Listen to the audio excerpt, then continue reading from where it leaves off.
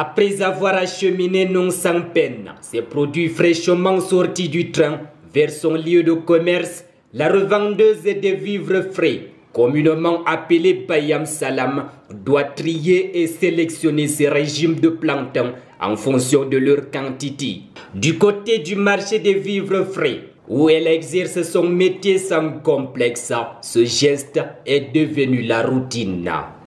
Moi, mon métier, c'est le Bayam Salam. Depuis que je suis en Ngaoundéré, ça m'a beaucoup aidé. Ça a beaucoup aidé même mes enfants, même dans leurs études. Et ça m'aide toujours.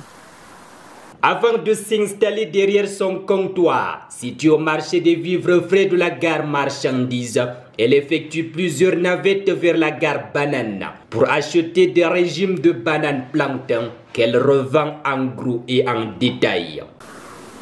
Ça fait 15 ans, c'est 15 ans aujourd'hui que je fais dans les vivres frais en général. Donc je vends les vivres frais. Donc même les fruits, je les vends, c'est parce que nous sommes en période saison sèche, vous n'avez pas trouvé les fruits sur ma table. Je vends un peu de tout, le plantain, la banane, les ananas, les fruits en général, les oranges, les mandarines, quand c'est la période, et même les pommes de terre.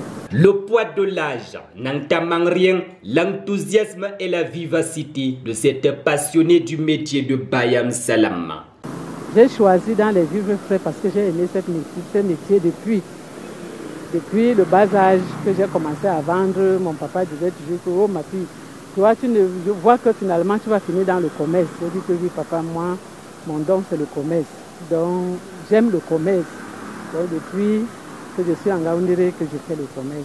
Celle qui a été de tous les combats du métier en Ngaoundéré a gagné en notoriété et respectée dans le milieu. Grâce à l'argent si durement gagné, elle a affermi son autonomie financière. L'activité qui est rentable permet de nourrir sa famille et subvenir à ses besoins.